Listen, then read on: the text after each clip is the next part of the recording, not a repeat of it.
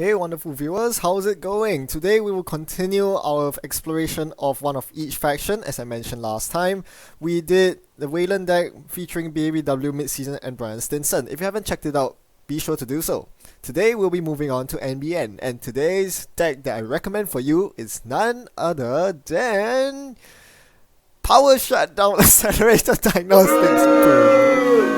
Okay, I know, it's not a popular deck archetype, but there is an underlying message I want to send across. So this, for those of you who don't recognize, is Dean's Yellow Railgun deck. It came, I believe, 11th place at Worlds 2016, and didn't receive the attention that it deserved because it was buried beneath all the hype for CTM and Sync. Honestly, I think Netrunner is very top heavy. It's skewed towards the top few decks that perform at every tournament. So decks that don't place in top 2 or 3 get almost no attention at all. And Dean's deck definitely deserves a lot more attention. It is really, really good. And now that Marin has came out and squished all the CTM, squished all the sinks, this deck starts to look very, very good. For those of you who don't realize, you can Marin doesn't avoid tags. It is a paid ability, so it cannot remove the tags from Accelerated Diagnostics 24/7 before the boom hits in the same Accelerated Diagnostics pile. Anyway, that aside, there is no proper deck building exercise like the last time where I give you an idea and you try to build a deck around it. However, my message is this: when you're trying to come up with new decks or find deck ideas, don't just limit yourself to the front page of Netrunner DB. Often it is the case that the decks that you see most often on JNet are those decks that are on the front page of Netrunner DB, which is like how more uncreative can you get? So I challenge you to do this. Go dig through and troll through all the archives of past tournaments from last year and everything. Find a deck that you like, resurrect it, and update it for the current meta. I think this is a very good exercise because two things. Firstly, you might unearth some gems that many people might not have chance upon. Who knows, maybe that Haley Pitchfork deck might be good again. Maybe some sort of, I don't know, NBN Fast Advance. No one has played Biotic Labor like two or more copies of Biotic Labor in NBN for quite a while. Maybe that could be good now. Without trying, you would never know. And a lot of people don't seem to have the time or energy to explore these depths because there's so many decks to try, and a lot of them just go unnoticed. So I urge you to do this. Take it as a deck building exercise. Leave it in the comment section. Share it with everyone else so everyone can try your deck as well. Honestly, there's a lot more to uncover in this world of Netrunner. Don't just focus on the cards and archetypes that you see right now.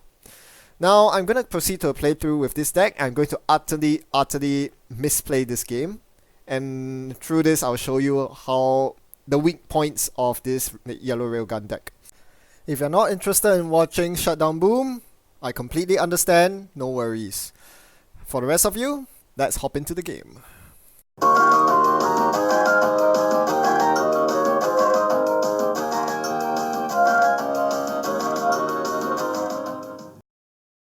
So as with any game, we start off with the decision of mulliganing.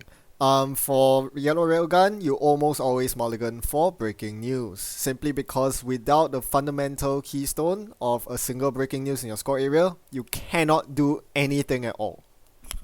Yeah, you can't win if you don't have a breaking news in your score area. It's that simple. So that is the first thing you must have. The second thing you need to do is to make sure you score that breaking news, and this is where I make my very first mistake. I failed to consider that my opponent is Shaper, who very likely is running SMC Clot. What I should have done there was to dedicate one Enderun Ice, one of my vanillas, for the remote. Instead, I went to secure my centrals. There was no need to worry about Siphon. Indexing might suck, but that's, well, not much you can do about that. Instead, I went to secure my centrals, which was a very big mistake. Now I know that I really should be concerned about the restructured data pool in my hand. It's the only big 5-3. Yeah, but letting the opponent steal is not the worst thing in the world. The worst thing is getting Clot locked, and my opponent installs the SMC here. Note that I was very inexperienced when playing this match. I completely forgot about the existence of Clot, so you'll see me make a very stupid mistake later. Anyway, the other redeeming point about this deck is that even if you draw into a bunch of agendas, you can easily bury them, or rather shuffle them, with a mixture of Sensei Actors Union and, as you saw just now, Special Report. Special Report allows you to refresh your hand, but more importantly, redraw a lot of cards, potentially drawing you into your first breaking news that much faster. You'll notice that even despite taking a mulligan and drawing through like more than 10 cards in my deck, I still haven't found my first breaking news, and this is the first weakness of Yellow Railgun. There will be 1 in 3, maybe 1 in 4, I don't know the exact percentage, but there will be a small portion of games where you just don't see that breaking news, and nothing can begin until that happens. Now I finally draw into breaking news here, and once again I make the very dire mistake of not icing up the remote instead. I really need to be getting a remote going so I can score that breaking news behind ice. That way I can bait out the Clot and ensure that my opponent doesn't have the necessary breakers to get through my remote so I can score the breaking news safely. So we fast forward the game here and discuss about some other matchups. So if you're not against Shaper, Anox and Criminal are more likely to play very aggressively on your HQ. This means that even when you do have a breaking news in hand, it probably will get sniped. A good runner will always pressure HQ and keep making runs to ensure that you don't get away scot-free with a boom, a Jackson, or a breaking news in hand. And that's the other big weakness of Shutdown NEH. Unlike with Cerebral Imaging, where you have the large hand size to protect you from HQ accesses, against criminals, especially with legworks, it is so difficult to protect a Jackson in your hand. So even if you manage to score breaking news on turn 1 or 2, when the runner isn't able to apply that much pressure, you still can't really pull off the seemingly easy and cheesy shutdown Jackson boom accelerated diagnostics combo. Even if you find all 3 pieces, all the runner needs to do is to make timely runs on HQ, get a bit lucky with the accesses, and trash your Jackson. When they trash your Jackson, you have to wait for the next one to show up in your deck, which gives the runner a lot of opportunity to continue stealing your agendas for the win. Now, if we are still following this game in the background, there's no point. By this time, I basically conceded defeat. I haven't been drawing any end run ice, and even if I have, it's far too late. This deck capitalizes on the early game as much as CI7 does. Once the runner has an INT and a clone chip set up, there's no way I can start scoring agendas. The best I can do is to purge Clot and keep Clot purged, force clone chips, then I can score out the second breaking news in my hand. And unfortunately, my opponent does find a second clone chip, so that basically spells doom for me. There's no way I will be able to find enough tempo to score even the first breaking news. So this game I get completely whooped, and I just wait for my opponent to close out the game.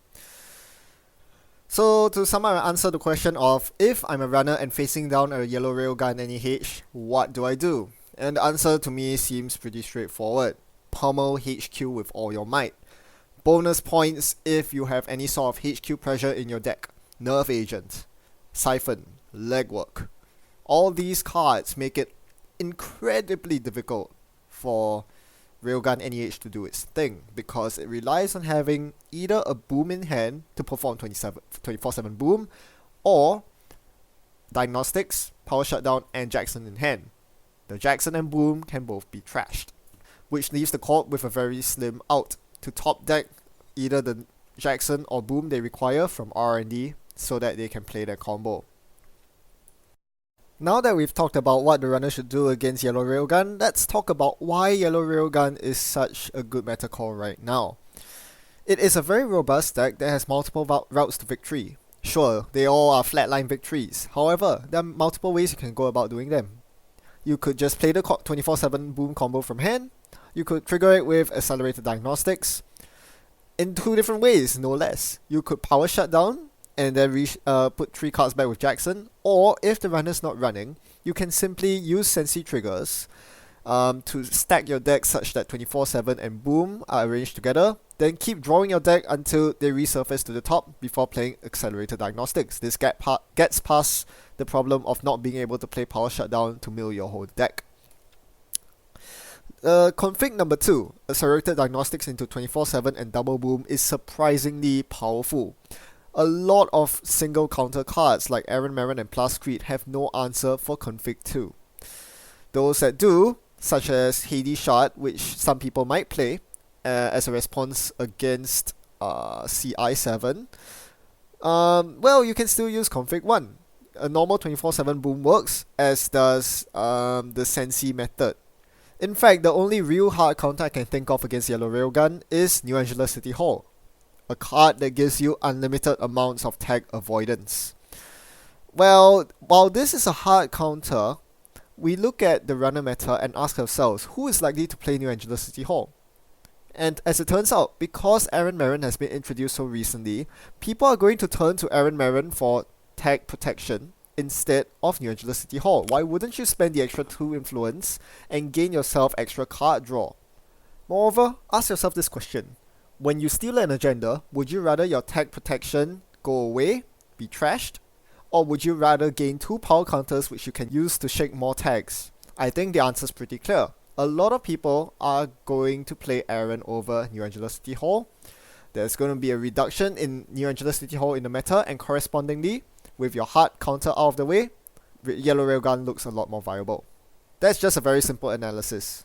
The same kind of logic I used to pioneer my Fiery Info Sync deck to second place at Worlds. Hope you found it interesting and insightful. In the meantime, thanks for watching, and as always, happy net running. See you next time for the upcoming Jinteki episode.